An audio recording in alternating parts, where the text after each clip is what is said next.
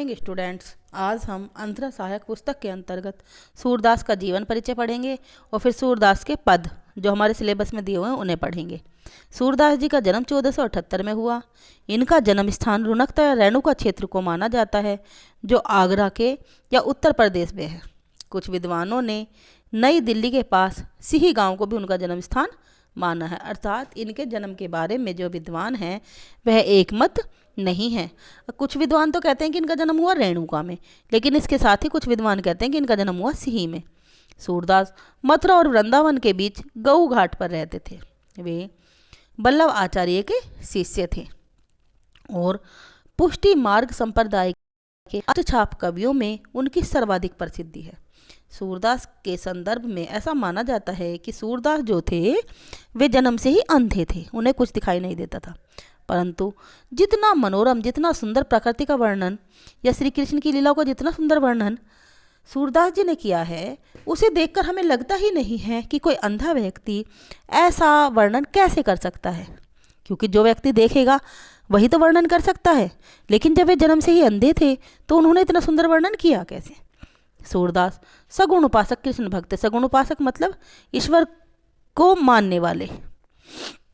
उन्होंने कृष्ण के जन्म से लेकर मथुरा जाने तक की कथा और कृष्ण की भिन्न भिन्न लीलाओं से जुड़ी बहुत ही मनोहर पदों की रचना की। श्री कृष्ण की बाल लीलाओं का वर्णन उन्होंने अपनी सहजता और मनोवैज्ञानिकता और स्वाभाविकता के कारण बहुत ही अनोखा किया है। ये मुख्यतः वात्सल्य और श्रृंगार के कवि हैं। जो सूरदास जी हैं ये वात्सल्य रस और श्रृंगार रस के कवि हैं। सूर का अलंकार विधान देखने लायक है।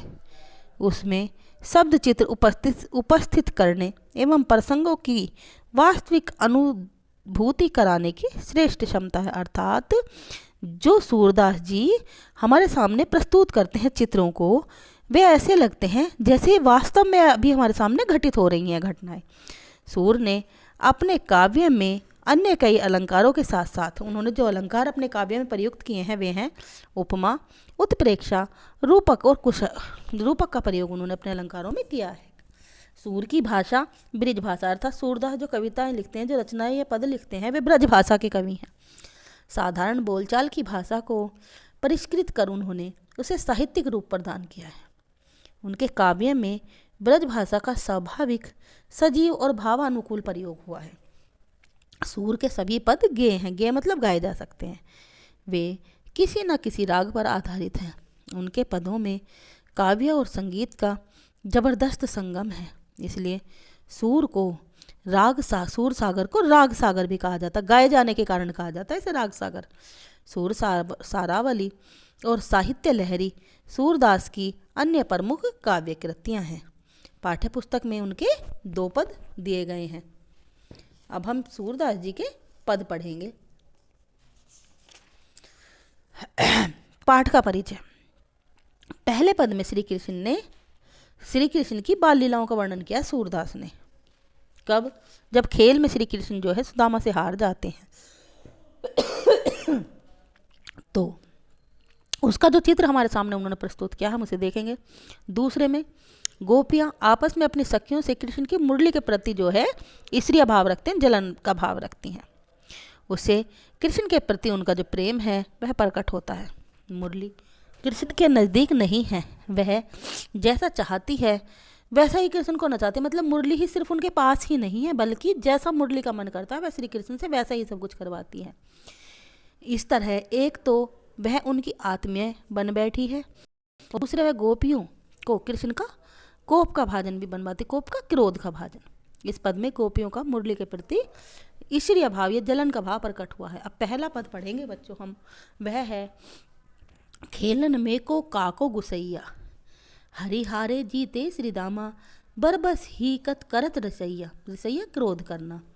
जाति पाति हम ते बढ़ना ही, नहीं बसत तुम्हारी छैया। छैया मतलब छाया में। अति अधिकार जनावत याते, जाते अधिक तुम्हारे गैया। रूठे करे तासौ को खेले, रही बैठी तह जय गवैया।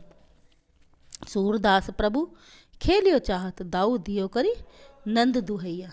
अब इन्होंने कहा है, श्री कृष्ण जी ने खेल में का को गुसैया, मतलब गुसैया बड़ा और का को छोटा। खेल में ना तो कोई बड़ा है और ना कोई छोटा है। ये कब की बातें हैं? जब हरि हारे मतलब श्री कृष्ण जी हार गए और सुदामा जी उनसे जीत गए। बरबस ही कत करत रसैया, तो श्री कृष्ण जी को गुस्सा आ जाता है। रसैया गुस्सा आ जाना। जाति पाति हम ते बड़ी नाही, तो वो कहते हैं कि तुम्हारी जो जाति है ना, ये तुम जिस बिरादरी में तुम उत्पन्न हुए, जिस जाति में तुम उत्पन्न हुए, तुम्हारी कोई जाति भी हमसे बड़ी नहीं है। दूसरी बात, नहीं बसत तुम्हारी छैया, ना हम तुम्हारी छाया में बसते हैं, ना हम तुम्हारे आश्रय में रहते हैं। ऐसा नहीं कि तुम ही हमारा परवरिश कर रहे हो, तुम हमारा पालन पोषण कर रहे हो। अधिक अति अधिकार जनावत आते। अति मतलब ज़्यादा, अधिकार अपना हक दिखाना, अपना अधिकार ज़्यादा दिखाते हो तुम। कैसे? क्यों? क्योंकि तुम्हारे पास जो है ज़्यादा गाय हैं, बहुत सारी गाय हैं। रूठे करे तासों को खेलो, रहे बैठी तह जय गवैया, मतलब तुम जो है सूरदास कहते हैं कि भगवान कृष्ण बेशक गुस्सा तो हैं, किंतु खेलना भी चाहते हैं और वह सुदामा को अपने उस खेल में दोबारा से हराना चाहते हैं। सूरदास प्रभु खेले चाहे, सूरदास जी ने कह दिया है कि प्रभु जो है खेलना चाहते हैं और दाऊ दियो करी नंद दुहैया, इसीलिए वह उसे, परंतु वे स्वयं को झूठा सिद्ध होने देना नहीं चाहते हैं और वे उन्हें नंद बाबा की दुहाई देना भी नहीं भूलते हैं। बच्चों, इस पद की जो भाषा है वह ब्रज भाषा है और इसमें श्री कृष्ण के बचपन का वर्णन होने के कारण वात्सल्य रस है।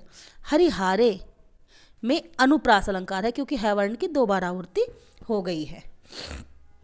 अगला पद है मुरली तव गोपाली भावती, सुनिरी सखी जदपि नन्हाली ही, नाना भांति नचावती। इस पद में जो वर्णन किया है ना गोपियों ने, श्री कृष्ण की मुरली का वर्णन किया है। गोपियाँ कहती हैं कि हे सखी, ये जो मुरली है ना श्री कृष्ण की, ये मुरली श्री कृष्ण जो कि बहुत ही अच्छी लगती है। और क्यों? फिर जब अच्छी लगती है श्री कृष्ण को मुरली, जबकि है श्री कृष्ण को नाना भांति नचाती है, भिन्न भिन्न प्रकार से नचाती है। राखती एक पाई पे ठाड़ा करी, जब श्री कृष्ण जी मुरली बजाते तो एक पैर पर खड़े हो जाते हैं बेटे, तो उन्होंने कहा कि यह श्री कृष्ण जी को एक पैर पर खड़ा रखती है, अति अधिकार जनाती और अपना उस पर बहुत ज़्यादा हक जताती है। कोमल तन आज्ञा कर, मतलब श्री कृष्ण जी का जो शरीर है वह बड़ा ही फिर भी कृष्ण जी से अपनी आज्ञा का पालन करवाती है। कटी टेढ़ो है आवती, और कभी कभी श्री कृष्ण जी की जो कमर है उसे टेढ़ा करवा देती है। अति अधीन सुजान कनोड़े गिरधर नार नवावती, श्री कृष्ण जी जब मुरली को बजाते हैं तो वह अपनी गर्दन को टेढ़ा कर लेते हैं। नार मतलब गर्दन, नवावती झुका लेते हैं।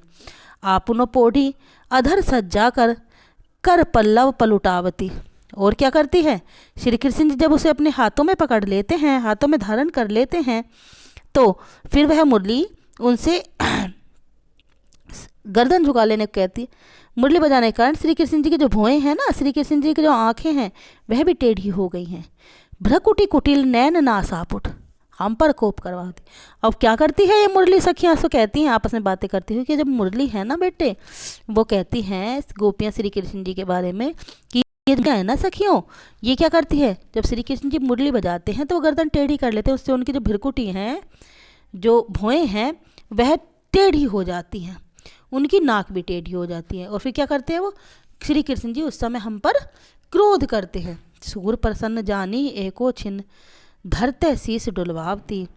इस तरह गोपियाँ जो हैं श्री कृष्ण जी की मुरली के प्रति अपना गुस्सा प्रकट कर रही हैं। वे कहती हैं कि श्री कृष्ण जी की जो मुरली है वह उन्हें नाना प्रकार से नाच नचाती है और हम पर क्रोध भी करवाती है। इसमें बच्चों विशेष जो है अधर सज्जा में रूपक अलंकार है और इस पद में मानवीकरण अलंकार है। धन्यवाद।